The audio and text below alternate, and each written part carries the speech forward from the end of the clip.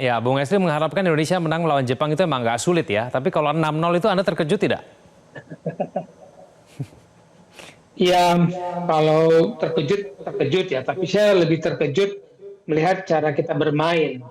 Ah, Skornya itu memperlihatkan hasil dari cara kita bermain. mhm.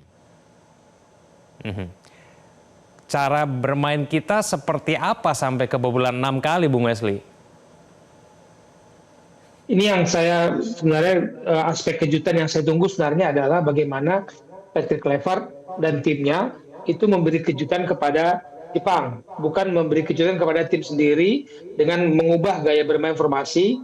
Oke, Ah, situasinya sudah aman, sudah lolos. Jepang pun bermain dengan banyak pergantian pemain. Hanya ada dua pemain Jepang yang tampil di Jakarta di first leg ketika hmm. kita kalah 0-4 yang turun sebagai starter di di pertemuan kedua di Osaka di Jepang. Lalu ada dua pemain debutan. Lalu kalau mau bicara caps dari pemain yang dipanggil yang lebih capsnya 8 penampilan internasional bersama Jepang hanya ada 3 pemain. Jadi kita tidak menganggap Jepang ini serius menghadapi kita, tapi setiap pemain yang turun itu sangat serius bermain untuk menang. Nah, kemampuan kita kemudian bermain, melakukan serangan, mengolah bola, itu tidak diberikan kesempatan dan kemampuan Ya. kita terlihat bahwa kita bukan tim yang berada di area tim peserta Piala Dunia. Kalau mau kita main Piala Dunia, nggak begini caranya. Mhm. Bung Wesley, ini kami juga menghadirkan gol-gol Jepang ketika melawan Indonesia ya di Osaka ya. Kita lihat begitu mudah sekali pemain-pemain Jepang itu masuk ke dalam lini pertahanan kita. Tanggapan saya semudah itu. Tanggapan Anda bagaimana, Bung Wesley? Ya, terlalu mudah dibobol pertahanan kita, mau dari tengah, mau dari kiri dipindah ke kanan, crossing-crossing itu sepanjang pertandingan memang menunjukkan Jepang itu memang menguasai ada permainan dan game plan yang mereka racik. Jadi bahkan kalau kita bandingkan data statistik, 57 kali mereka menyentuh bola di kotak penalti kita. Indonesia 0 menyentuh di kotak penalti lawan. Tak ada sentuhan bola kita selain tanpa ada serangan ya, on target juga 0. Jadi kemampuan komparasi dan data ini sudah menerangkan apa yang kita tonton kemarin bahwa kita kalah kelas dan kalah kemampuan untuk bicara di pentas dunia. Mhm. Bung Wesley, kemarin pada saat menurunkan starting line up, Patrick Kluivert melakukan 5 perubahan ya.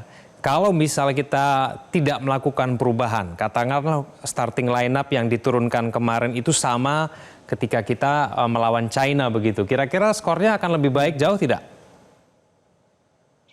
Tidak ada jaminan, tapi paling tidak kita punya kemampuan melakukan serangan, melakukan gempuran. Di Jakarta kita 8 kali loh melepaskan tembakan, Mas, ya kan? 3 kali on target. Di Jepang dengan kekuatan yang kita sudah ada Joe Pesci, ada Ole Romeni yang tidak bermain di putaran pertama, sementara Jepang memperkecil kekuatan utama mereka dengan memberikan kesempatan kepada pemain-pemain yang lebih muda, yang minim pengalaman, kita nol tembakan, nol sentuhan di kotak penalti. Jadi tidak ada jaminan juga kalau kita main dengan tim yang sama melawan China, kemudian hasilnya apakah lebih baik, nggak ada jaminan. Tapi saya berharap kualitas permainan yang diperlihatkan itu tidak seperti yang kemarin. Hmm, mhm. Ada sedikit sorotan kemudian di beberapa gol yang tampaknya Mas Hilgers gagal untuk menutup pemain Jepang begitu. Apakah memang ada persoalan chemistry yang belum sepadu ketika JJ ditandemkan dengan Rizky Ridho dan berbeda sekali ketika kemudian JJ bertandem dengan Mas Hilgers? Tanggapan Anda bagaimana, Bung Wesley? Ya. Iya, saya suka pemilihan kata chemistry. Jadi memang Hilgers itu secara individu mungkin pemain yang bagus, yang benar berkualitas. Tapi secara tim, karena sepak bola adalah olahraga tim, dia belum menyatu dan kerjasama, saling pengertian dan kalau ibarat apa ya, dua sisi mata uang, dia belum nemu nih.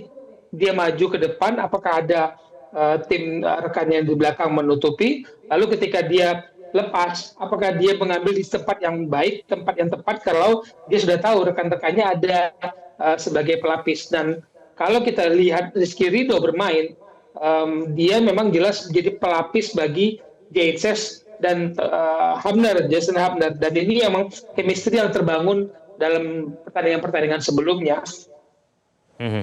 Oke, sudah bergabung Bung Rocky Putirai. Bung Rocky, selamat malam.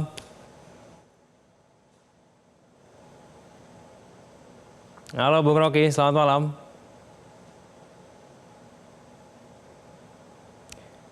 Ya, Bung Rocky tampaknya audionya belum dibuka.